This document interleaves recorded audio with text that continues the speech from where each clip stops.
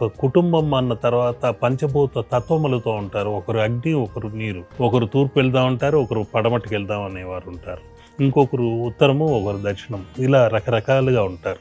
కాబట్టి అవన్నింటినీ కలగలిపి ఒక చిత్రంగా ఇక్కడ మనం పెట్టుకొని శివ కుటుంబం ఆరాధన చేసుకోవాలి. ఇక అక్కడున్న శివ కుటుంబంలో జంతు వర్గాలు ఉన్నాయి. సింహము, నంది రెండు పరస్పర విరుద్ధమైన జంతువులు, శత్రుత్వం ఉన్న జంతువులు. కానీ ఆ సింహము, వృషభము కలిసిమెలిసి ఉంటాయి ఇక్కడ. ఎందుకంటే వారు ఉన్నది శివ సాన్నిధ్యంలో. ఆ తర్వాత ఎలుక, సర్పము అందులోనే కనిపిస్తుంటుంది. పరస్పర విరుద్ధమే కానీ కలిసిమెలిసి ఉంటాయి.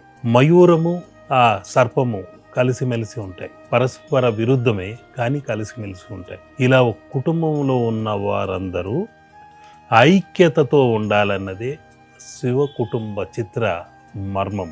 అటువంటి చిత్రాన్ని చిత్రించేటప్పుడు కూడా మంత్రయుక్తంగా, తంత్రయుక్తంగా ఆ చిత్రాన్ని చిత్రించాలి. అప్పుడే ఆ ఇంట ఆ చిత్రం పెట్టినప్పుడు చక్కటి ఫలితాలు ఉంటాయి. ఆ ఫలితాలు మీరు అందుకోవాలి. మహాశివరాత్రి రోజు ఈ చిత్రం పెట్టుకొని ఆరాధించండి. అనవసరంగా తొక్కిసలాటకు, ఆ క్యూ లైన్లో ఇబ్బందులు పడి, సున్నితమైన పిల్లల్ని తీసుకెళ్ళి వారికి ఆ తొక్కిసలాటలో ఇబ్బందులు పడకుండా ఉండండి. ఎక్కడైనా ఖాళీగా ఉన్న శివాలయాలను ముందుగానే నిర్ణయం చేసుకొని ఆనందంగా వెళ్ళి ప్రశాంతంగా ధ్యానం చేసుకోండి. చెంబుడు నీళ్లు చాలు ఆయనకి.